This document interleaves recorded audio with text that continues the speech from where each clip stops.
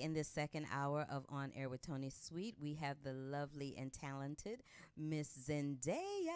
Woo! Hey, Hey Z, how you doing? good. How about you? I'm good. So on air with me is the host of On Air, Tony Sweet. That's Tony. Say hello. Oh my God, I don't know if I can. I'm just all nervous now. How you doing? Good. How about you?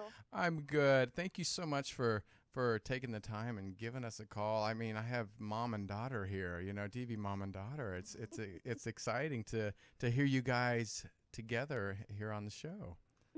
She's like, Yeah, kind of. Good, right.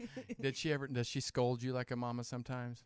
She's like, no. No, she gives me the mama love. Mama love. Aw. ah, my little nugget. Well, I was looking at or watched your video earlier today, replay, and you are like the next Beyonce. I'll take that right now. You are gorgeous and thank talented. Yeah. So I'm gonna let Carla go ahead, and since you got this together, I'm gonna let Carla lead this interview. Well, hey Z, thank you so much for taking time out of your schedule to join me and doing me this little favor. I really appreciate it more than you'll ever know.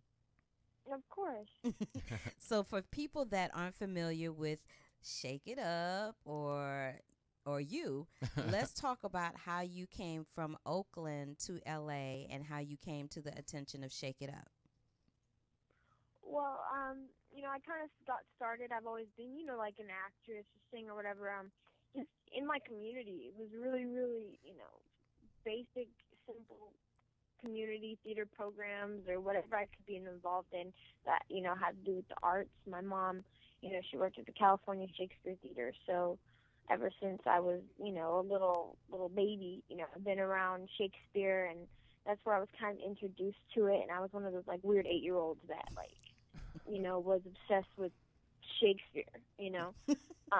So that was definitely something that kind of kickstarted for me. And it wasn't until I was maybe I think I got Shake It Up probably like 12 and a half. Shake It Up was just another audition that I went out for. And, hey, it just kind of ended up being the one, you know what I'm saying? So it was like my first television show. I had just done only, a few other Disney auditions before it.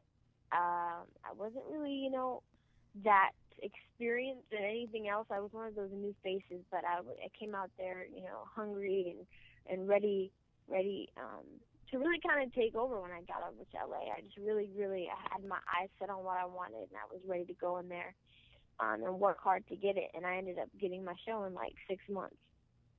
I love that. You. The one thing I do love about you is that you are just a little go-getter. You make up your mind that this is what you want to do and this is what you at least want to try, and you always are successful at every little thing you do. I'm so very, very proud of you. I really, really am. And your Thank parents are you. lovely because Zembe and Claire are just really lovely people, and they've done a great job with you and your brothers and whatnot, and raising you guys from the Oakland down to here in LA. And I wanted to talk a little bit before we go into your album and your CD. Talk a little bit about what that experience meant for you at Shake It Up, because you said yourself you were 12 and a half when you got there. By the time it ended, you were almost 17. So what was that like for you to spend your most formative teenage years on television for everybody to see? I think you have your first kiss on television as well?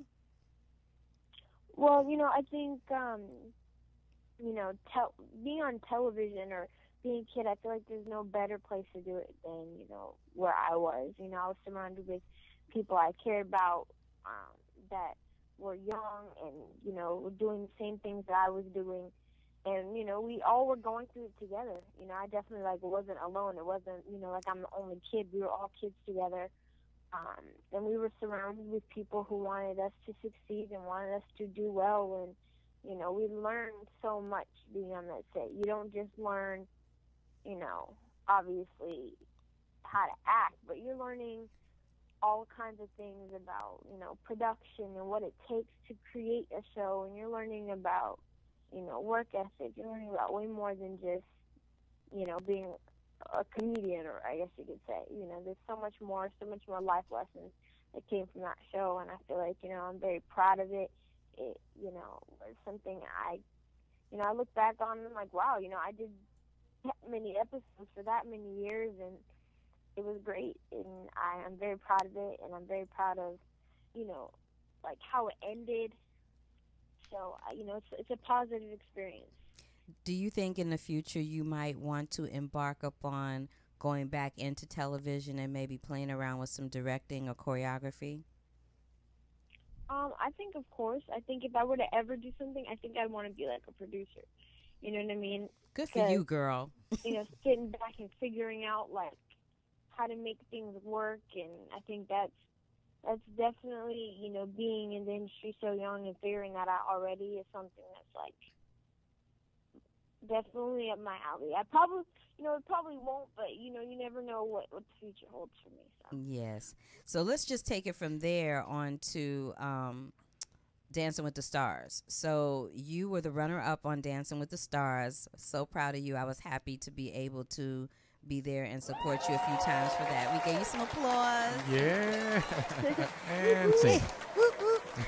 And I just wanted to have you let our listeners know how difficult is it to go from doing, because on Shake It Up you were doing hip hop dancing for the most part almost every episode every week, and now you're having to switch gears to go into ballroom dancing, and I just want you to touch on a little bit what the difference is between those two styles, and the rehearsal period and rehearsal schedule I'm sure was very different for Dancing with the Stars compared to Shake It Up, and you were doing both at the same time, I do believe.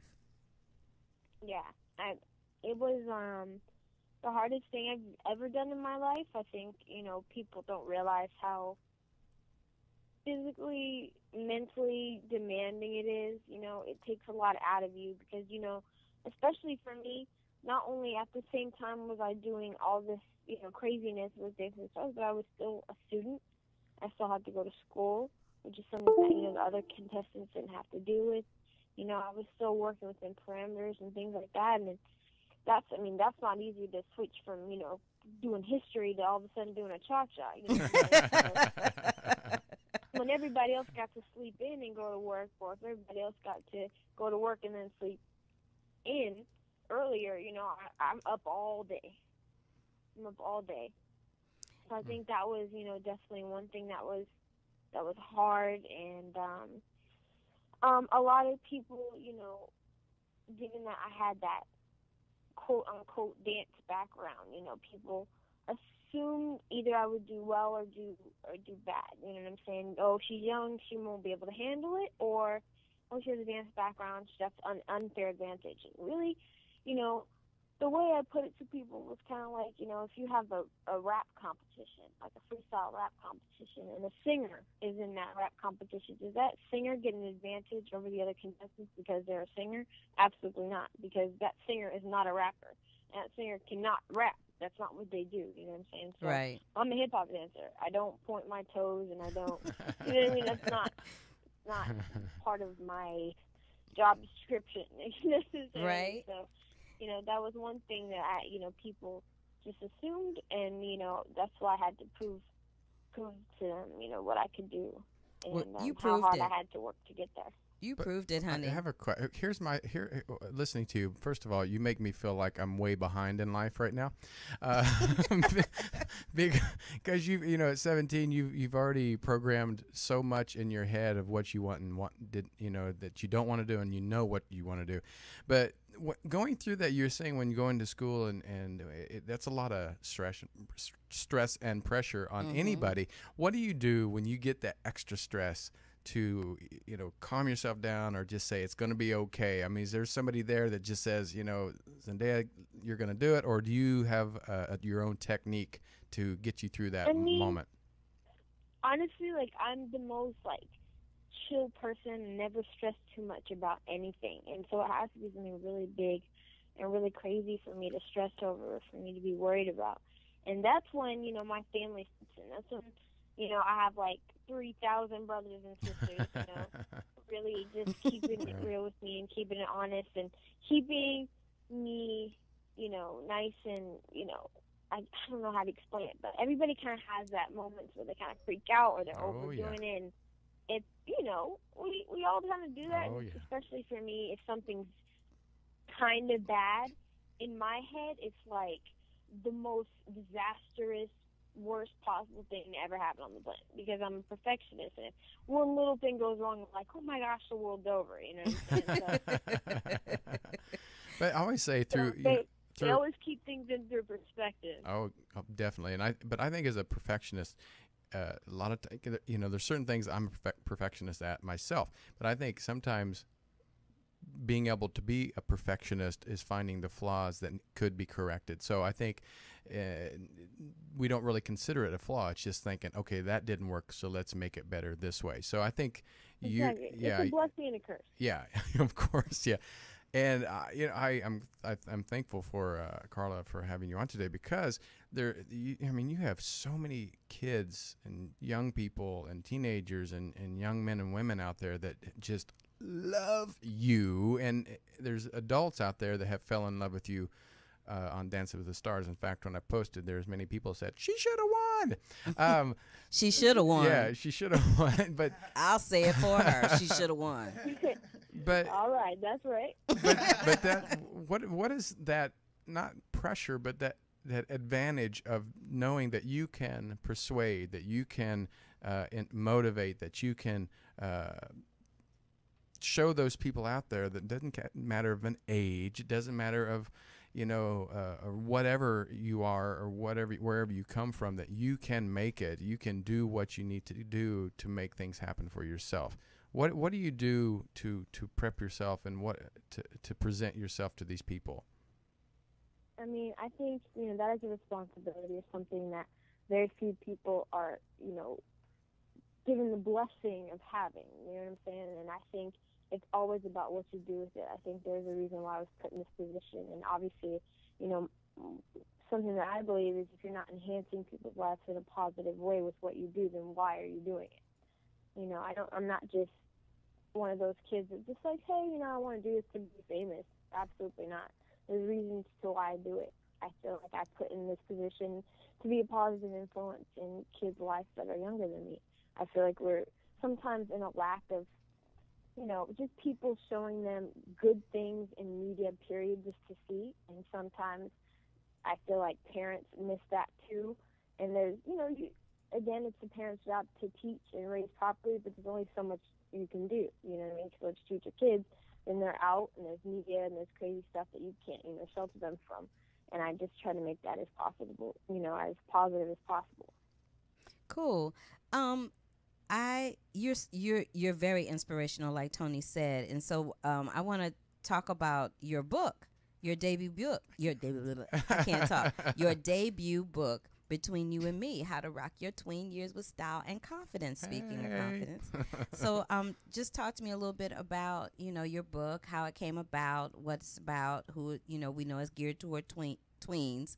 So let's just talk about that a little bit.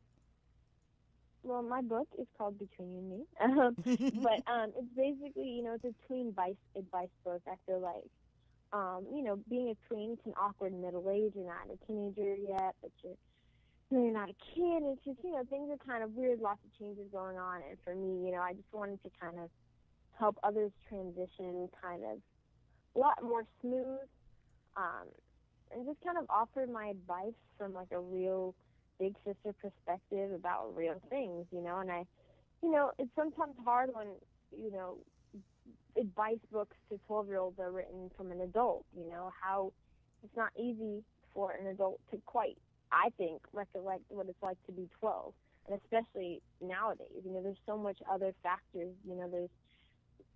you can't just like go to school and be done with it. You go to school and then you come home and then there's the internet and there's Facebook and there's Twitter and there's Instagram, so there's so much more going on now and so much more to be aware of. So just kind of offering my real advice to everyone out there. I love that.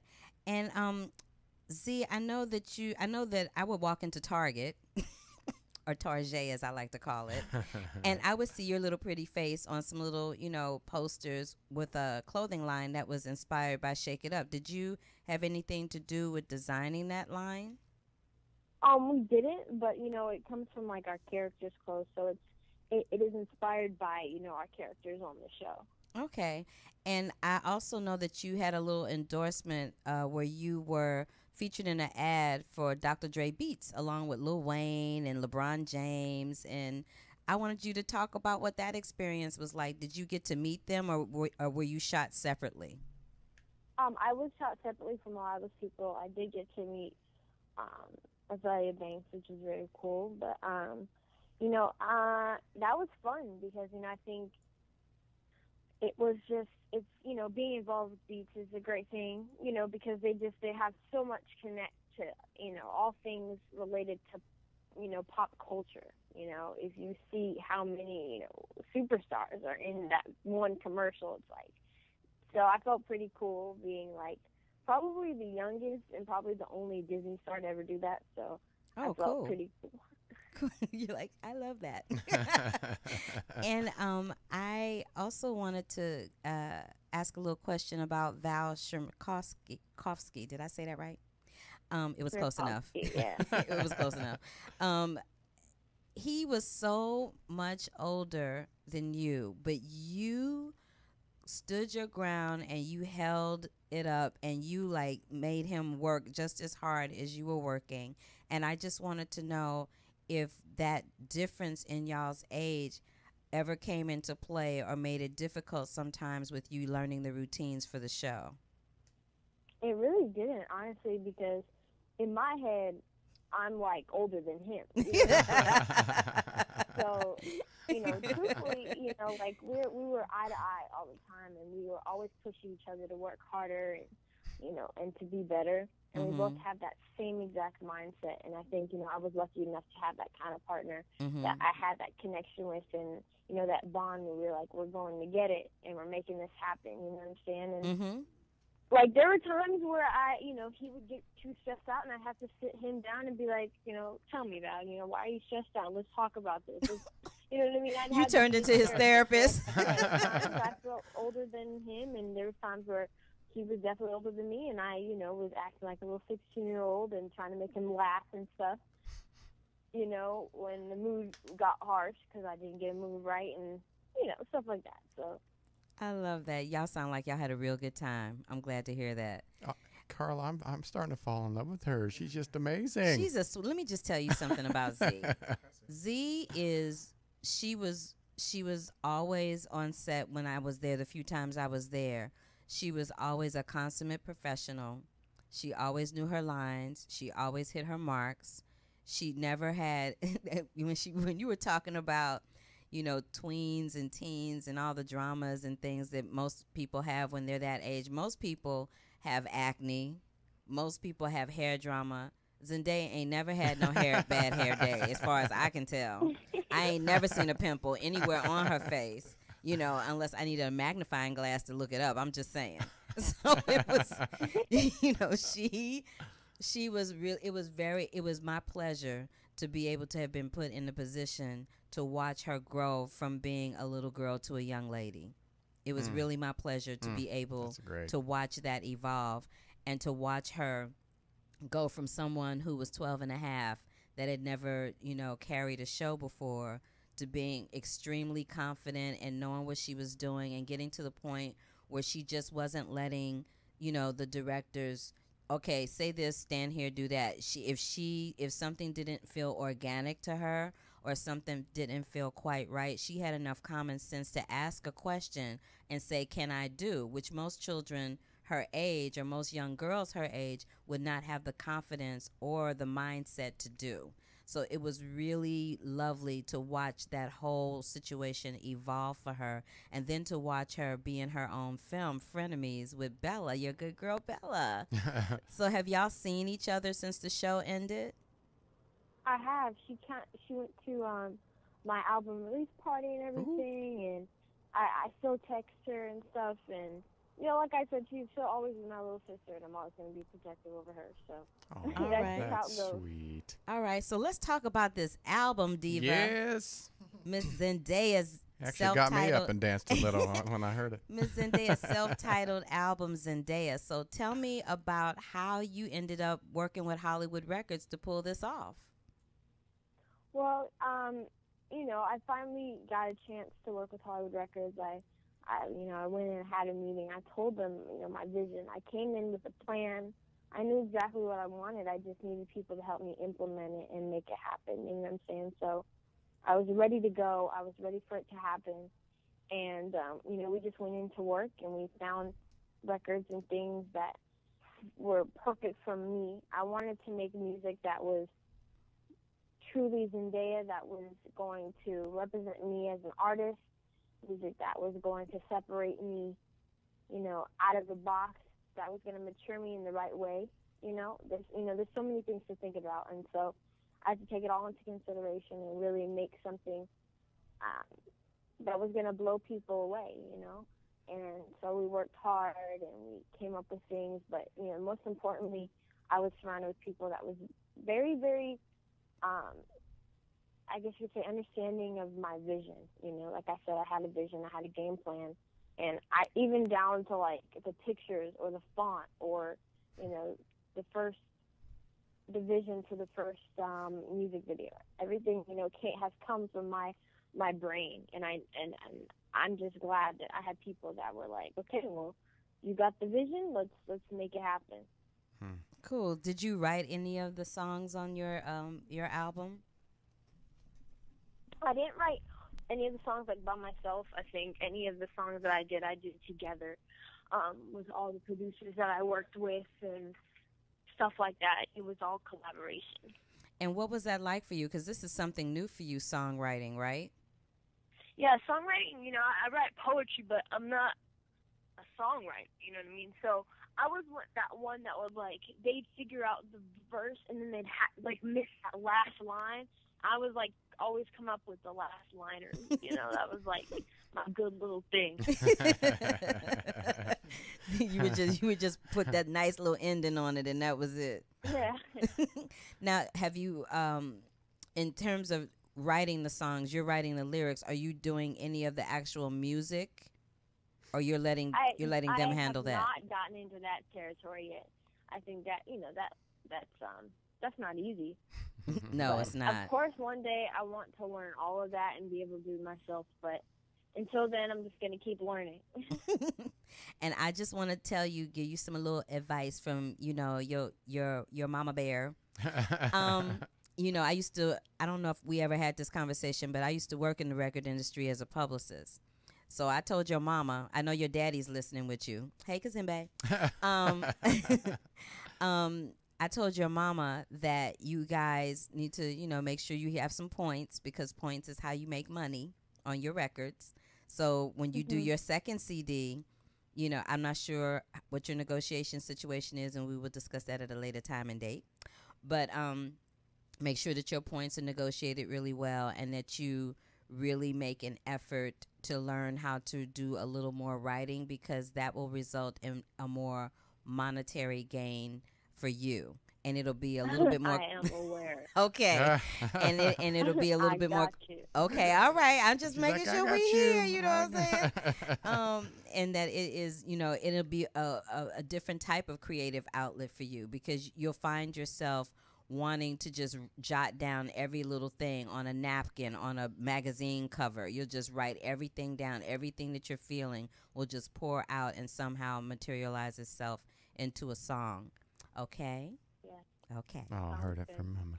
Well, before we let you go, you said something that, like we were talking earlier about visionary.